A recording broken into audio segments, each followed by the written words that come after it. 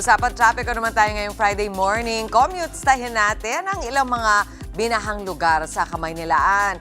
Hatid ni Traffic Tito Mondi Lopez ang ating ex-birthday boy kahapon. Ayan. Ano ba ang latest mula sa Dr. Arcadio Santos Avenue sa Parañaque City? Tito Mondi, ano may baha ba dyan o mas nadadaanan na ba? Aba, mukhang okay. Nasasayawan na. Yes, good morning. Yes, Mami Chiki, good morning, Mami Chiki. Good morning sa'yo. Team Commute na excited dahil happy dahil Friday na po. Ito, Team Commute, kaway-kaway sabay. Hey, pakita po natin, Mami Chiki. Ito na nga po. Wala na pong baha. Good news po tayo dito sa may Dr. Arcadio Santos Avenue. So, tinatawag na Dr. A. Santos Avenue po. Yung ito nga natin mapapansin po ninyo, ayan, dumadami na po yung mga sasakyan din natin. Ibig sabihin, pwede na pong dumaan yung mga motorista natin. Napanggaan na po yung magalawan ng mga sasakyan at sobrang luwag na po yung mga kalsada. Kaya po yung mga kapatid natin na may lakad na papuntang LRT Baclaran, Coastal, PTEX, pati po yung mga pupuntang Heritage, huwag na po kayong magpanik dahil wala pong traffic at marami pa rin pong bumabiyahe na jeep at modern jeep. Ayan, gaya po nung nasa kanto, may mga nag-aabang po ng pasahero. Tapos sa likod po ng jeep, UV Express. Tapos dagdag po riyan, wala pa rin pong pasok yung mga estudyante. Tapos tuloy-tuloy po yung galaw ng mga sasakyan at motorsiklo. Pero basang-basa po yung mga kalsada dahil nga po sa pag-ulan, ngunit wala naman po nakikita nakatigil po dito. Tapos bukod po dito sa Dr. A. Santos Avenue, yung kahapon nga po, diba, talaga ng mga bandang alas 2, talagang hanggang tuhod ang pagbaha. Dulot po ng mga epekto ng tropical depression na si Maymay at yung habagat po natin. Gutter deep to knee deep po. Yung lalo na itong kanto na yan, yung sa may 4th Estate Subdivision, Parañaque City, westbound San Antonio. Pag sinabi pong gutter deep, yung ilalim po ng mga yung taas po na yung pa-gutter po kanal hanggang doon po sa may tuhod. Kaya po yung mga sedan, pinapayuhan po kahapon na wag na pong dumaan. Tapos, pero ngayon pong oras na to, Mami Chiki at mga kapatid natin, may makikita po kayo na may barriers pa rin po sa kaliwang bahagi ng kalsada na maaaring po may kaugnayan pa rin po sa roadworks sa traffic management kahapon. Hindi po nila inalis pero nakita natin na pwede pong daanan na po yung itong subdivision na to.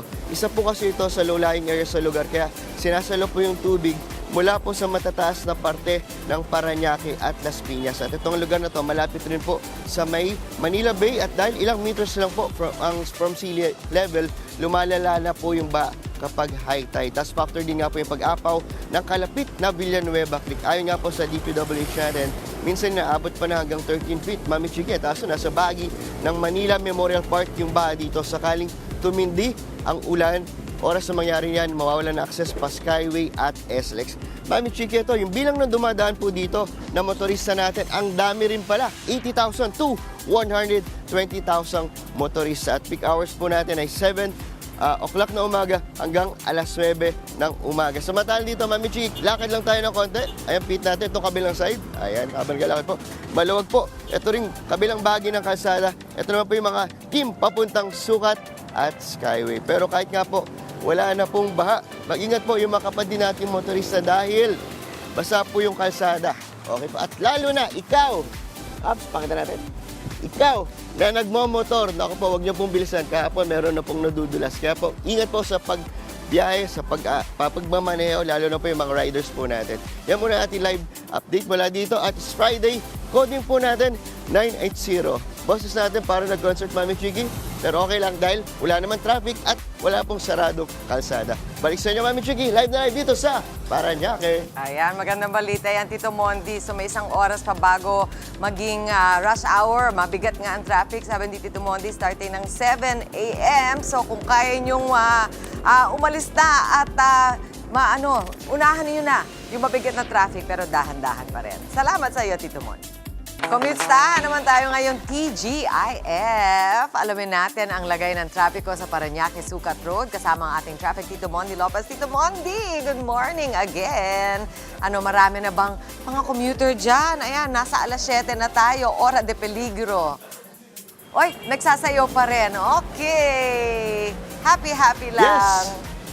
Yes, Mami Chiki, ito na, Team Commute. Dahil Friday po talaga, happy pa rin tayo dito at nandito tayo ngayon sa may Sukat, SLEX, Footbridge Crossing na border po ng Muntinlupa at Parañaque. O, di ba? Ito, quick traffic update po tayo. Piit natin, piit. Ito po sa left side, makita niyo po. Wala naman pong traffic, nakahinto lang po sila. Pero nagbibuild up po ng volume po ng mga sasakyan. Lumalaki volume ng sasakyan. Ito pang left side, Yan po yung approaching pa-Essex. Samantala sa kabilang side naman po, maluwag pa rin naman po, pero yung mga motorista natin, alalila po sa pagmamaneho. Ito naman po yung papuntang Cavite at Naiya. At kahit wala pa rin pong pasok, meron pa rin pong mga bumabiyahe po ng mga jeep papuntang, yan, yung mga sa Baclaran. And the rest, kompleto po, may jeep. Kaya lang yung mga nating kapatid doon, Mami Chiki, nahihirapan po sila kasi nga biglang bumubuhos yung ulan. Kanina nga, itong footbridge, ginamit na silungan. Kaya naging malaking tulong din ito sa mga kababayan natin. At sakto naman, dahil nga walang traffic, eto, may nakausap tayong dalawang commuter natin. Hi ma'am, kumusta? Tuloy natin yung sayo. Ayun, tuloy natin sayo. Anong pangalan po natin, ma'am? Evelyn po. Ma'am Evelyn at si ma'am? Misita. Ma'am Misita. Saan po kayo ma'am pupunta? Sa trabaho po. Ay, trabaho. Sa, Saan po ang trabaho natin? sa Severina 18 po. Sa may Bikutan. Paranaque. No, before lang ng Bikutan. Bago magbikutan. Anong oras po pasok nyo? 8 po. Saan pa po kayo galing nan? Sa Bayanan po, Muntinlupa. Bayanan, kumusta po ang traffic? Oy, medyo may konting traffic. Konti traffic. Okay ma'am, kumusta naman po? Malamang ginamit ko rin po itong footbridge, mami, no? Medyo madulas po ba? Ano po natin? Madulas na may tubig. May tubig. Tapos mga sapatos nyo, hindi kayo ready. Buti na lang ang good morning kapatid. Merong pabota para po sa inyo. Ayan, gamitin nyo po yan. Ha? Gaya ko po, naka-full J tayo. Ayan, ingat po kayo sa inyong pagpasok po. Ha? Ay, shoutout. Sige, shoutout po kayo. Shoutout po sa Baywalk Buddies! Habang Tsaka sa sumasayaw kapitan namin. Ah. Sasayaw. Sige po, o yan muna yung ating live update mula dito sa Parañaque. Balik sa inyo, Mami Chiki. Sasayaw po tayo hanggang tumatawid po tayo sa kabila. Ayan Sige po, naman, may tawid. pa-boots na si Tito Mondi ngayon. Ako, good morning kapatid. Ang saya-saya nila. Ingat ka, Tito Mondi. At sabi nga nila, pabugso-bugso pa rin ang ulan. Kahit tuyo ngayon, kailangan gamitin ang mga bota kapag bumaha na. Maraming salamat. Happy Friday. Mga kapatid, Mondi Lopez po, manatiling updated sa lagay ng trapiko sa mga pinakaabalang kalsada sa Metro Manila. Mag-follow at subscribe na sa social media pages ng News 5.